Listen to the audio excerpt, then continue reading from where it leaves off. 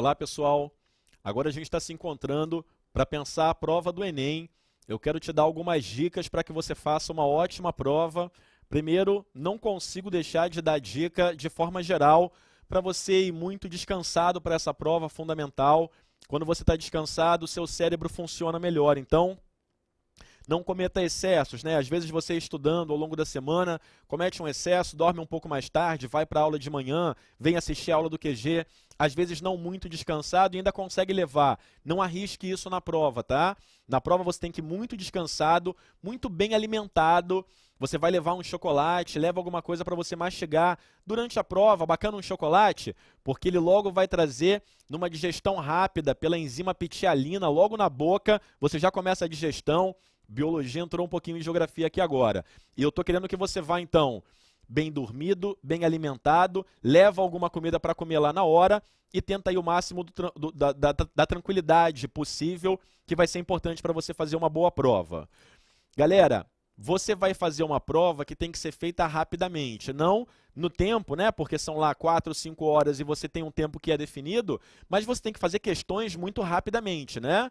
Então, você vai ler a alternativa, acha que é essa, ficou na dúvida entre duas, marca sua dúvida, ficou parado naquela questão, é ruim, vai para a próxima. Tem certeza? Já marca. Está na dúvida? Faz algum esquema onde você consiga evoluir rapidamente na sua prova sem ficar parado. Ao final, sobrando um tempo, você volta para aquela reflexão, mas já tendo indicado, ó, acho que é essa. Se não houver tempo para você revisar a alternativa que você ia marcar, você já tem algo para colocar no seu cartão de resposta. Estou falando primeiro de dicas genéricas para você fazer uma boa prova, mas eu quero falar agora de dicas específicas para a geografia. Você vai ter que ficar atento às relações que a técnica possibilita na interação entre o espaço e o tempo. Para a geografia, a categoria de técnica ela é fundamental e isso toca em todos os assuntos que a gente trabalha.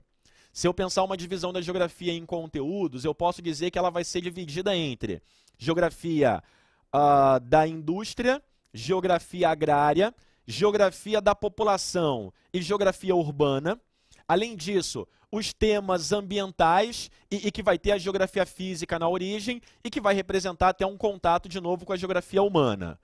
Em todos esses temas, pensados na escala nacional ou na escala global, e aí a globalização vira uma outra abordagem importante, a técnica é um tema-chave. Agora eu vou fragmentar um pouco esse assunto para você perceber a importância da técnica em todos eles. Quando eu falo de agricultura, eu estou contrapondo basicamente um sistema intensivo e um sistema extensivo. O intensivo normalmente tem maior produtividade porque tem técnicas mais avançadas, salvo rara exceção, como é a jardinagem. Olha a importância da técnica.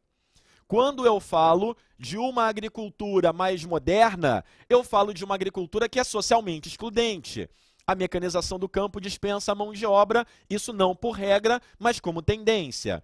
Então você está percebendo que a diferenciação de sistemas produtivos passou pelo grau de modernização técnica. Você está percebendo que a questão da técnica traz uma dimensão social. A máquina aumentou a produtividade, mas ao mesmo tempo dispensou o homem que foi para a cidade.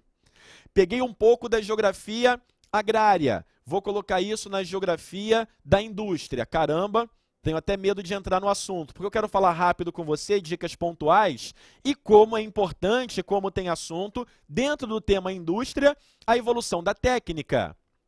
Primeira revolução industrial, segunda revolução industrial e revolução tecnocientífica e informacional, ou terceira revolução industrial. Pessoal, são momentos privilegiados de evolução da técnica.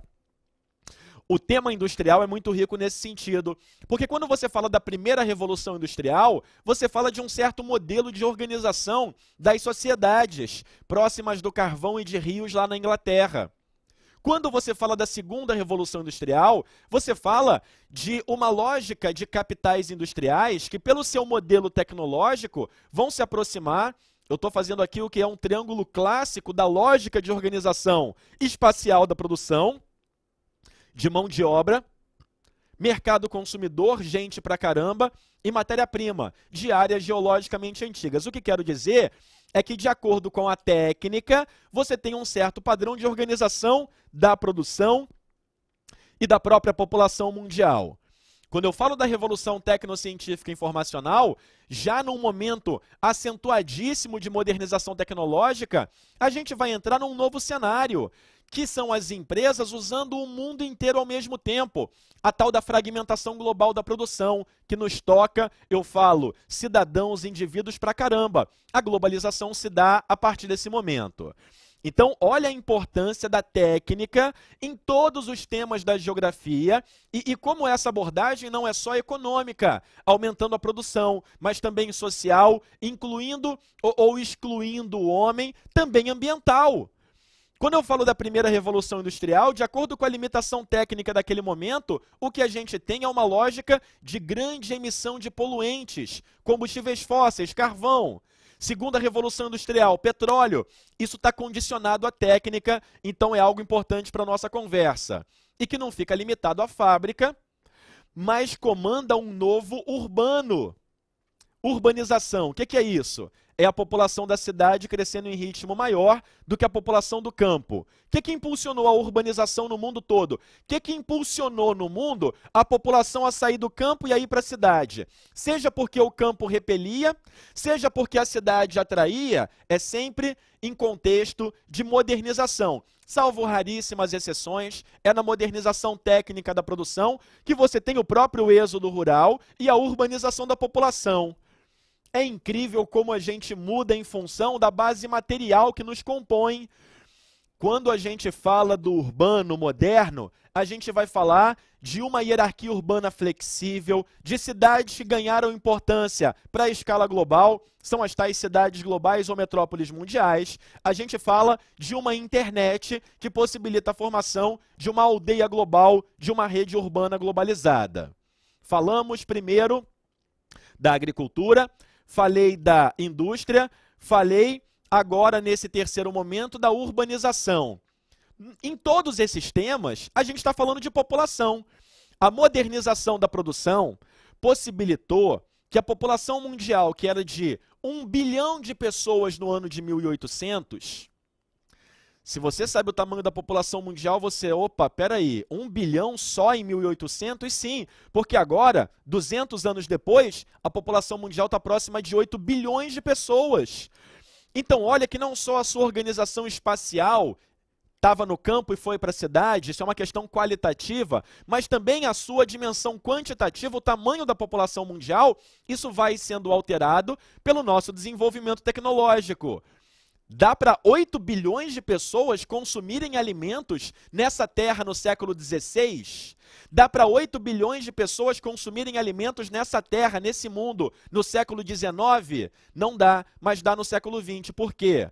Porque veio dos Estados Unidos um modelo de modernização técnica da produção agrícola, é a tal da Revolução Verde, que aumentou a capacidade da produção de alimentos e que faz com que a população mundial consiga alcançar um número muito maior.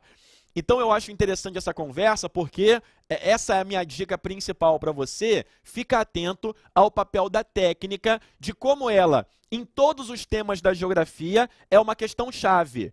Na indústria, no urbano, na agricultura, sobre a população. Não haveria globalização, não houvesse a modernização tecnológica, e isso não é só uma questão que amplia a produção e a escala de atuação das empresas transnacionais. Isso tem também nuances sociais, isso tem nuances políticas, isso tem nuances ambientais. Tranquilo, pessoal? Força nesse estudo, eu tenho certeza que você vai arrebentar nessa prova. Grande abraço.